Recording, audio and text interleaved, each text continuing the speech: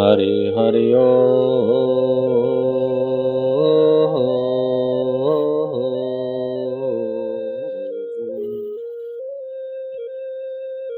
હરે હરે ઓ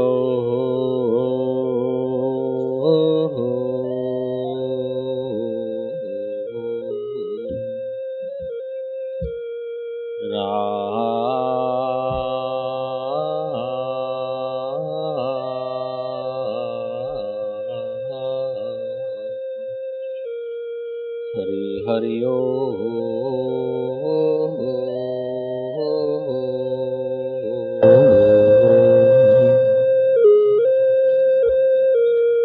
મધુરમ મધુરેભ્યોપી મધુરમ મધુરેભ્યોપી મંગલેભ્યોપી મંગલમ પાવનમ પાવનેભ્યોપી પાવનમ પાવનેભ્યોપી હરે નામૈવ કેવલમ હરે નામૈવ કેવલમ. હરિનું નામ મધુરથી મધુર છે, મંગળથી પણ પરમ મંગળકારી છે, પાવનથી પણ પાવન છે. શ્રાદ્ધ પક્ષના દિવસોમાં જે પોતાના પૂર્વજો માટે શ્રાદ્ધ કરતા હોય તેઓએ તે દિવસોમાં તો હરિનામ કીર્તન અવશ્ય કરવું જોઈએ અને વિશેષ ઉત્સાહ ને પ્રેમથી કરવું જોઈએ. શ્રાદ્ધ પક્ષ યાદ અપાવે છે કે દાદા પરદાદા બધા ગયા, આપણે એમનો શ્રાદ્ધ કરીને એમના માટે શુભકામના સેવીએ અને આપણે પણ યાદ રાખીએ કે આપણે પણ એ માર્ગે જવાનું છે. આ શરીરના નાશ પછી પણ જીવનું અસ્તિત્વ રહે છે એ યાદ આવે છે. શ્રાદ્ધ પક્ષ માટે ગરુડ પુરાણમાં તમામ કથાઓ આવી છે. વિશાલ નગરીનો એક રાજકુમાર, જેનું નામ પણ વિશાલ, મોટો વિદ્વાન થયો, રાજકાજ મળ્યું, એને પુત્રેષ્ટિ યજ્ઞ કર્યું. ત્યારે એને સ્વપ્નમાં આવ્યું કે ગયામાં તારા પિતરો માટે પિંડદાન કર, એમની સદગતિ કર તો તારા ઘરે પુત્ર આવશે. કેટલાકને પિતૃ નડતર પણ હોય, ઘરમાં બરકત ના આવે, શાંતિ ના આવે, બધી ગડબડ થતી. એ લોકોએ પણ શ્રાદ્ધના દિવસોમાં વિધિવત જો પ્રીતિપૂર્વક ભગવાનનું ભજન કરીને જો શ્રાદ્ધ કરે તો પિતૃઓનો કલ્યાણ થાય, પિતૃઓના આશીર્વાદ થાય, એટલે પિતૃ નડતર બી જતું રહે અને છોકરાઓને સદબુદ્ધિ મળે. વિશાલ નગરીના પેલા વિશાલ રાજકુમારે ગયામાં પિંડદાન કર્યું, વિધિવત પ્રીતિપૂર્વક ભગવાનનું ભજન કર્યું, કરાવ્યું. એના ઘરમાં પારણું બંધાવાના લક્ષણો તો દેખાયા, પણ એક વખત એને એ આકાશમાં 3 પુરુષો દેખાયા, એક શ્વેત, એક રક્ત અને એક કાળા રંગનો. એ વિશાલ રાજકુમારે અભિવાદન કરતા પૂછ્યું કે હે દેવ પુરુષો, તમે કોણ છો? ત્યારે જે શ્વેત રંગના પુરુષ દેખાતા હતા એમણે કહ્યું કે હે વિશાલ પુત્ર, તારા શ્રાદ્ધ કર્મથી અમારો ઉદ્ધાર થયો છે, હું તારો પિતા છું. તારા શ્રાદ્ધથી મારી નરકમાંથી મુક્તિ થઈ છે, હવે હું સ્વર્ગે જાઉં છું. અને આ રક્તવર્ણના જે છે એ મારા પિતા છે, તારા દાદા છે. એમણે ક્રોધમાં આવીને સજ્જનોનું અપમાન કર્યું હતું અને પ્રજાનું થોડું શોષણ કરીને વિલાસી જીવન જીવવામાં સમય ગાળ્યો હતો. તેથી તે નરકમાં હતા. તારા પિંડદાન દેવાથી એમની સદગતિ તો થઈ છે, પણ વર્ણ એમનો હજી રક્ત છે, કારણ કે ક્રોધના કારણે દ્વિજોનો બ્રાહ્મણોનું અપમાન. અને આ તારા પિતામહ છે, એટલે પરદાદા છે તારા, મારા દાદા છે. એમણે તો ઋષિઓનું અપમાન કર્યું અને 1-2 ઋષિઓને પણ મરાવી નાખ્યા હતા, મર્ડર કરાવી દીધું. કારણ કે ઋષિઓ તો ધમાધમ સત્ય ઉઘાડું કર્યું એટલે એમને થયું પોતાનો અહંકાર ને ઠેસ લાગે છે. એટલે રાજસત્તા હોય, નિગરો હોય, સાધનો હોય તો પછી પાપ કરવામાં બાકી શું રહે? ધન મળી જવું એ મોટી વાત નથી, સત્તા મળી જવી એ મોટી વાત નથી, પણ સાથે સાથે દિશા ઉચિત મળે એ મોટી વાત છે. રામચંદ્રજી પાસે દિશા છે, શ્રી કૃષ્ણ પાસે દિશા છે, જનક રાજા પાસે દિશા છે, અશ્વપતિ રાજા પાસે દિશા છે, કીર્તિમાન પાસે દિશા છે. રાજા જનકે 12 વર્ષનો જ્ઞાન સત્ર યજ્ઞ કરેલું, જ્ઞાનનો સદાવ્રત ખોલેલું. રાજા અશ્વપતિએ વર્ષો સુધી જ્ઞાન યજ્ઞ કરાવ્યું. રાજા કીર્તિમાને આ જીવન ભક્તિ, જ્ઞાન, યોગનો પ્રચાર પ્રસારમાં આખું જીવન સમર્પિત કરી દીધું. 10,000 વર્ષ રાજા કીર્તિમાન જીવ્યા અને તે દિવસોમાં જે કોઈ પ્રજાજનો હતા એમની બધાની જ ઉન્નતિ થઈ, સદગતિ થઈ, એવું શાસ્ત્રમાં આવે છે. એક શાસ્ત્રમાં એ મને વાંચવામાં આવ્યું કે કોઈ માણસ અન્ન ક્ષેત્ર ખોલે, સદાવ્રત ખોલે, તો સદાવ્રતમાં ધારો કે તમે એક વ્યક્તિએ, અમુક વ્યક્તિએ સદાવ્રત શરૂ કર્યું, એમાં એનો ભાઈબંધ 2 ગુણ અનાજની મોકલે છે, એનો પડોશી 5 મણ ચોખા મોકલે છે, એનો બીજો દૂરનો કોઈ ઓળખીતો બશેર ખાંડ મોકલે છે, અને ગામનો કોઈ વ્યક્તિ કે સારું આપણી પાસે તો મરચાનો ધંધો છે ને સદાવ્રત ચાલે છે, બશેર મરચા મોકલો. હવે સદાવ્રતમાં મરચા મોકલે તો એને પુણ્ય થાય કે પાપ થાય? બોલો કે જરા. પુણ્ય થાય. અને ખાંડ મોકલે તો, ઘઉં મોકલે તો, તેલ મોકલે તો, પતરાળા મોકલે તો, અરે સાવણી મોકલે તો શું થાય? પુણ્ય થાય. અન્નનું સદાવ્રત કોઈ ખોલે ને એમાં તમે એક સાવણી મોકલી આપો તો પણ પુણ્ય લાભ છે, અને એક પ્યાલો મોકલી આપો તો પુણ્ય લાભ. બીજું નહીં તો કોઈ ભૂખ્યો તરસો કે સદાવ્રત ત્યાં ચાલે, ચાલને દેખાડું તો પુણ્ય થાય કે પાપ થાય? પુણ્ય થાય. થાય કે ગરમીના દિવસોમાં પરબડી ખોલાવે કોઈ, અને એ પરબડીમાં તમે 2 માટલા માટીના મોકલી આપો તો તમને પુણ્ય થાય કે પાપ થાય? અને એક પ્યાલો મોકલી આપો તો પુણ્ય થાય. ત્યાં 2 સાવણી મોકલી આપો તો પુણ્ય થાય. હવે અન્નનો જળાશય એટલે પ્યાવું, અને પાણીનો પ્યાવું અને અન્નનો સદાવ્રત, એમાં સીધે અણસીધે નાની કે મોટી સેવા કરવાથી તેવું પુણ્ય થાય, એ વાત ચોક્કસ થઈ ગઈ. અન્ન ખાવાથી 6 કલાક, 4 કલાક, 6 કલાકની ભૂખ મટે, ફરી પાછી ભૂખ લાગે. અને અન્નનું સદાવ્રત ન હોય તો એ માણસ ફાફડા ખાઈને, ભૂસું ખાઈને ચલાવી લે. જય શ્રી કૃષ્ણ.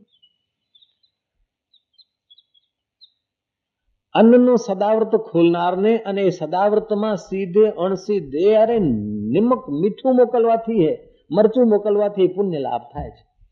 તો અન્નના સદાવ્રતમાં સીધી અણસીધી સેવા કરવાથી પુણ્ય થાય છે. તો જે ભક્તિનો સદાવ્રત ખોલે છે, જ્ઞાન, ભક્તિ, યોગ અને ઈશ્વરની પ્રીતિપૂર્વક બંદગીનો જે સદાવ્રત ખોલે, એ સદાવ્રતમાં જેટલા માણસો જે રીતે પણ એ સદાવ્રતનું સંચાલન કરતા હોય તેમાં સહયોગ કરીએ તો આપણને કેટલું બધું પુણ્ય થાય. અન્નથી તો 4-6 કલાકની ભૂખ માટે, ત્યારે આ જીવને તો યુગ યુગાંતરની અશાંતિ છે, યુગ યુગાંતરની ભક્તિની ભૂખ છે, આનંદની ભૂખ છે, મુક્તિની ભૂખ છે, પુણ્યોની ભૂખ છે.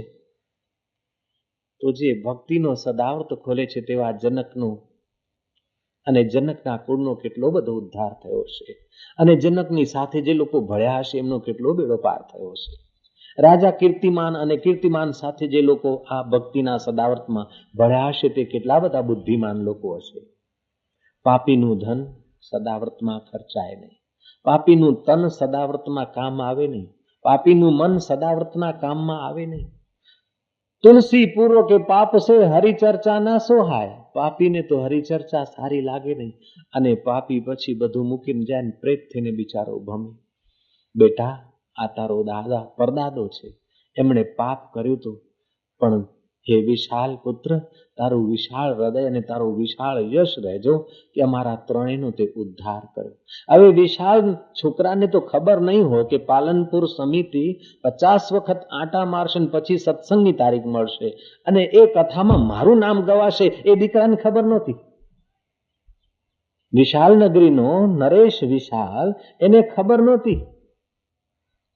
પણ સત્કર્મમાં યશ આપવાનું, શાંતિ આપવાની અને ભગવાનની ભક્તિના માર્ગે વાળવાની એ તાકાત છે. સત્કર્મમાં તાકાત છે. એક પુણ્ય બીજા પુણ્યને લઈ આવે અને એક પાપ બીજા પાપને લઈ આવે.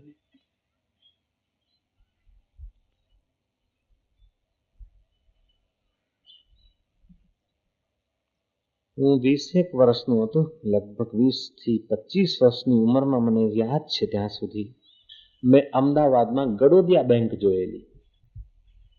એમાં ખાતું પણ હતું. ગડોદિયા બેંકના જે માલિક હતા, ગડોદિયા પરિવાર, રાજસ્થાનના શેઠ હતા સારા. એમનું નામ કનૈયાલાલ. આ ગીતા પ્રેસ ગોરખપુરના ગ્રંથમાં છપાયેલી વાત કહું છું તમને. ગડોદિયા બેંકમાં તો હું બી જઈ આવ્યો. એ કનૈયાલાલ પોતાના કુટુંબીઓનું, કોઈ પૂર્વજોનું શ્રાદ્ધ કરવા માટે ગયા અને રાત્રિ વિશ્રામો કર્યો તો એમને સ્વપ્નમાં કોઈ યુવાન પ્રેત દેખાણો કે કનૈયાલાલ શેઠ, તમે મને નહીં ઓળખતા હો પણ હું તમારા ગામનો છું. હું તમારા ગામનો નાઈ છું, હજામ. સમજી ગયા ને? મારું મરણ થયું છે ને મારા પાછળ કોઈ મારો છોકરો શ્રાદ્ધ વિગે કરી શકે તેવી શક્યતા નથી. હું પ્રેત થઈને ભટકું છું. આપ તમારા કુટુંબીઓનો શ્રાદ્ધ કરીને એમનો ઉદ્ધાર કરવા આવ્યો છો. કૃપા કરીને હું આપના ગામનો છું, એ નિમિત્તે જો મારું શ્રાદ્ધ તમે કરો ને મારું કલ્યાણ થશે. હવે શેઠ માણસ, સજ્જન માણસ કનૈયાલાલ ગડોદિયાએ તે નાઈ માટે પણ શ્રાદ્ધ કર્યું. પછી પોતાના ગામમાં આવીને તપાસ કરી કે અહીંયા કોઈ નાઈની અપમૃત્યુ થઈ હતી કે કોઈ મરણ પામ્યો તો કે આ એક યુવાન નાઈ મરણ પામ્યો. એ મને પ્રેત યોનીમાં એ દુઃખી છે ને મને એને પ્રેરણા કરીને મેં આવું શ્રાદ્ધ કર્યું છે. શ્રાદ્ધ કરતી વખતે સવારે સંકલ્પ કરવાનો હોય છે, જેનું શ્રાદ્ધ કરવાનું હોય છે. અત્યારે તો આપણે શ્રદ્ધાનું જ શ્રાદ્ધ કરી બેઠા છીએ. શ્રદ્ધાથી જે કરાય એનું નામ છે શ્રાદ્ધ. લોકોની પાસે અક્કલ વધી, અક્કલની સાથે સાથે મનમુખતા વધી, અક્કલની સાથે જો આત્મવિચાર વધ્યો હોત ને તો શ્રદ્ધા બળવાન થઈ હોત. શ્રદ્ધાનું શ્રાદ્ધ કરી બેઠા છે કે આપણે અહીંયા ખોઈને ત્યાં પહોંચે એ કઈ સંભવ છે? સંભવ છે કે નહીં? તમે જરા સૂક્ષ્મ જગતમાં પ્રવેશ કરો. નિપટ નિરાલો આદિવાસી હોય, એકદમ જંગલમાં રહેતો હોય, એને તમે એકવાર પાલનપુર લઈ આવો અને એની સામે તમે ટેલિફોનના નંબર ફેરવીને મુંબઈ, દિલ્હી, કલકત્તા વાત કરો. પછી એને કહો કે અહીંથી 1000 કિલોમીટર દૂર મારા સગાની સાથે મેં વાત કરી. પેલો કે સાહેબ જૂઠું શું બોલો છો, મારા ગરીબ માણસને હેરાન કરો. આ ડબલું ને 1000 માઇલ દૂર બોલાતું હશે. તમે એને ટીવી દેખાડો કે આ દિલ્હીથી આવ્યું છે ચિત્ર, કે દિલ્હીથી આ ડબલામાં ડબલું તોડે ફોડે પણ દિલ્હીનું કાંઈ દેખાય નહીં. જેમ પેલો આદિવાસી ગામડીઓ તમારી નજરે બિચારો ગામડીઓ છે, એમ યોગની દ્રષ્ટિએ, સૂક્ષ્મ જગતની દ્રષ્ટિએ આપણે બધા હાવ ગામડિયા છે. વીઆઈપી કોટાના ગામડિયા છે. જયરામજી બોલના પડેગા. યંત્રો નહોતા શોધાયા ને ત્યારે આપણે કલ્પના કરી કે આવો ડબ્બો આવશે ને એને ટીવી કહેવાશે ને ચેનલ ખોલો ને 1000 માઇલ દૂર, 500 માઇલ દૂર, 2000, 10,000 માઇલ દૂરના રેડિયોના તરંગો પકડશે ને આ દેખાશે. અરે એમ તે કઈ થતું હશે? ના હોય, શક્ય નથી. ઇમ્પોસિબલ. એ ઇમ્પોસિબલ ટેકનોલોજીએ પોસિબલ કરી બતાવ્યું. એવી રીતે યોગ વિદ્યા યુગોથી ચાલતી આવી છે. એમાં તો ઘણી વ્યવસ્થા છે, ખૂબ ઘણી વ્યવસ્થા.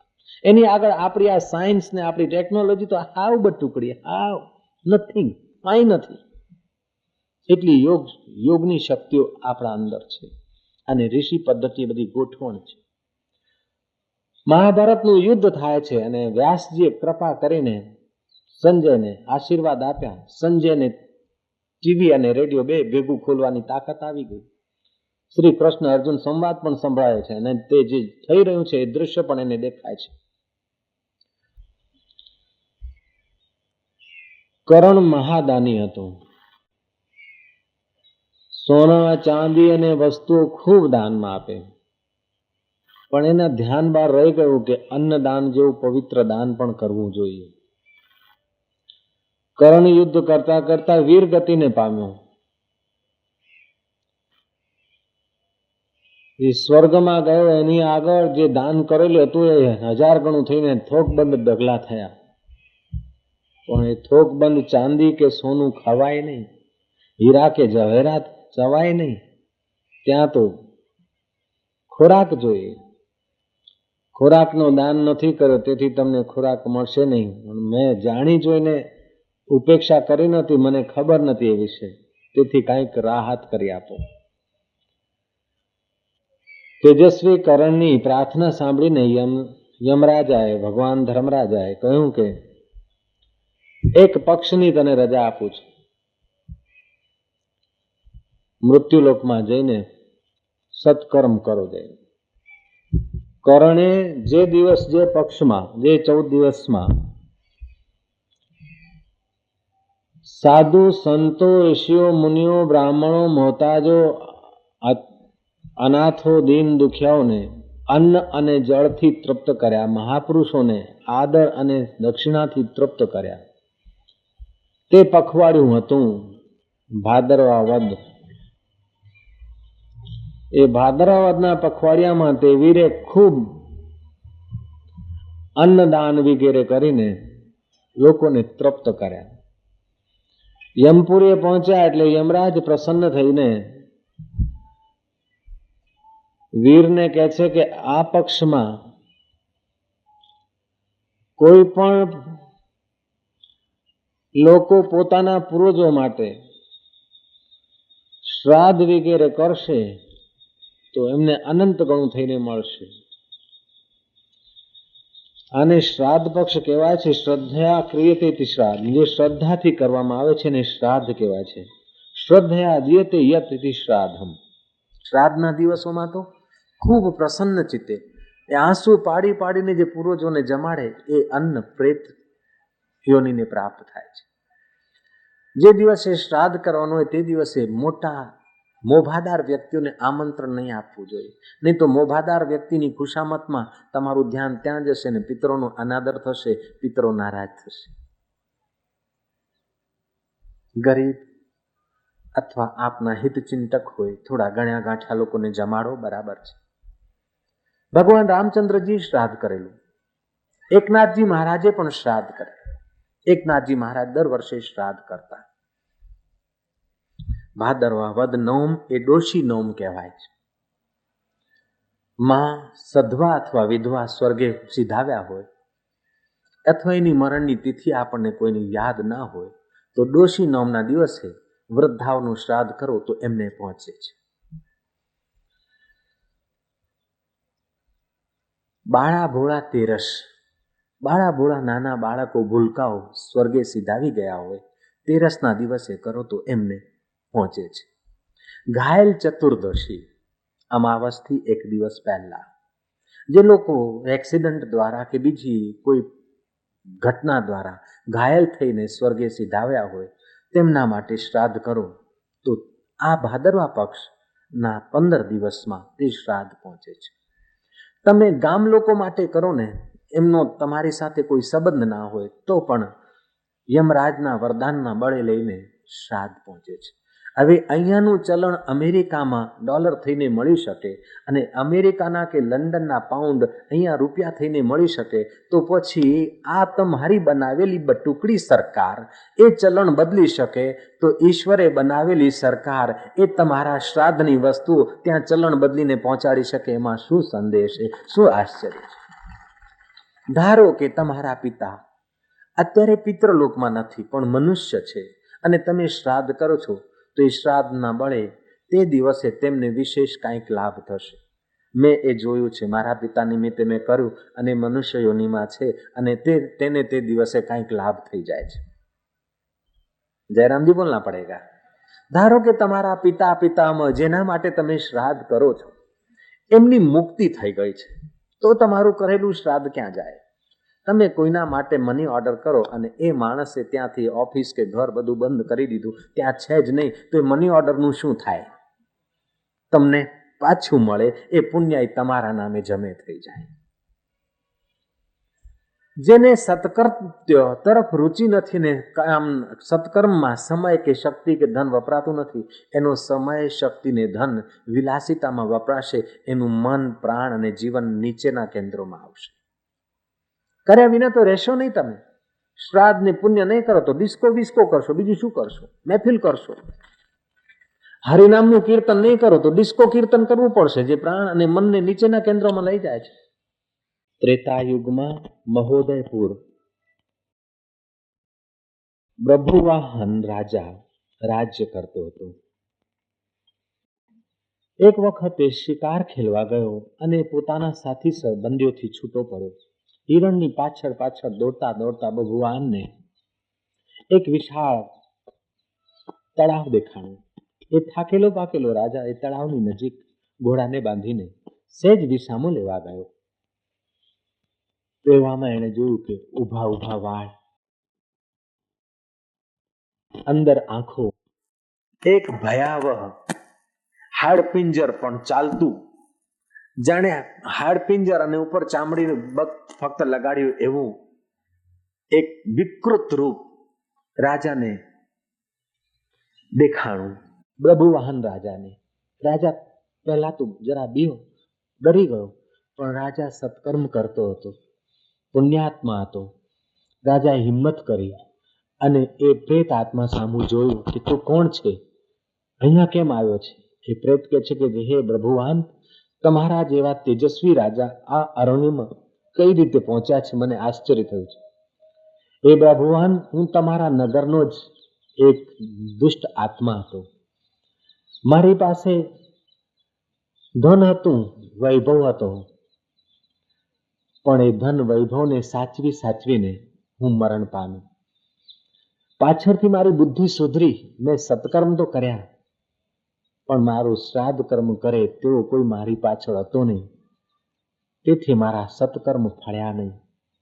અને આ જંગલમાં ફરું છું, મીઠા મીઠા ફળ છે, શીતળ જળ છે, પણ પીવાતું નથી અને ફળ ખવાતા નથી. હું બહુ જ દુઃખી છું. હે પ્રભુવાન, હું તમારો નગર નિવાસી છું, તો નિમિત્તે પણ શ્રાદ્ધ પક્ષમાં તમે જો મારા નિમિત્તે શ્રાદ્ધ કરો તો રાજન મારી કાયાનું કલ્યાણ થશે. અને હું મારી પાસે તેજસ્વી એક મણી છે, હું તમને આપું છું. એ મણી આપવા ગયો એટલામાં તો રાજાનું સૈન્ય આવ્યું. મણી આપીને એ પ્રેત અદૃશ્ય થયો. રાજા પ્રભુવાને એ પ્રેતની ઉત્તર ક્રિયા કરી. આ ગરુડ પુરાણની મેં કથા તમને કહી. આજના જમાનામાં શ્રાદ્ધ નિમિત્તે કોને જમાડવા એ પ્રશ્ન છે. શાસ્ત્રમાં તો આવ્યું છે કે બ્રાહ્મણ હોય, યોગ અભ્યાસી હોય, સાત્વિક હોય, સદાચારી હોય, સંધ્યાવંદન કરતા હોય, ગીતા વગેરેનો પાઠ કરતા હોય, પર દુઃખ કાતરતામાં માનતા હોય, એવા પુરુષ અગર મળી જાય અને એની સેવા થઈ જાય તો શ્રાદ્ધ સાર્થક. જેમ તમે મની ઓર્ડર કરો તો પોસ્ટ ઓફિસ હોવી જોઈએ, સિક્કો વ્યવસ્થિત હોવો જોઈએ, પોસ્ટ માસ્ટરની હાજરી હોવી જોઈએ. પટાવાળાને તમે પૈસા આપીને ચાલતી પકડો તો મજા ના આવે. જય શ્રી કૃષ્ણ. એમ શ્રાદ્ધમાં પણ જેના નિમિત્તે શ્રાદ્ધ કરો છો એનું નામ, એના પિતાનું નામ અને એનું કુલ ગોત્રનું ઉચ્ચારણ કરીને જો શ્રાદ્ધ જમાડવામાં આવે અને પિંડદાનની ક્રિયા કરવામાં આવે તો વ્યવસ્થિત થાય છે. આજના એ શ્રાદ્ધના નવનીકરણ કરવું હોય તો થોડો ફેરફાર કરવો પડે. અગર એવા સાત્વિક પવિત્ર યોગ અભ્યાસી સાધકો બ્રાહ્મણો પવિત્ર આત્માઓ મળે તો બહુ સારું, નહીં તો નાની બાળાઓ એમને જમાડી અને ઈશ્વરને પ્રાર્થના કરો કે જે કોઈ અમારા પૂર્વજો છે, હે દેવ, અમે પ્રીતિપૂર્વક તારું ભજન કરીએ અને એમનું કલ્યાણ થાય તેવી તું દયા કર. ભગવદ્ ગીતાનો પાઠ વાંચો અને એનું પુણ્ય એ લોકોને અર્પણ કરો. તુલસીજીમાં પાણી અર્પણ કરી એ અંજલિ લઈ અને એમના ઉદ્ધાર માટેની સદકામના કરો તો પૂર્વજોનું તો કલ્યાણ થાય, પણ તમારા હૈયામાં ભક્તિ, પ્રીતિ અને સંસારમાં સુખે જીવવાની તમારા ચિત્તમાં પ્રેરણા મળે, તમારી બુદ્ધિને યોગ મળે. શ્રાદ્ધના દિવસોમાં ભગવદ્ ગીતાના 7મા અધ્યાયના મહાત્મ્યમાં આવ્યું છે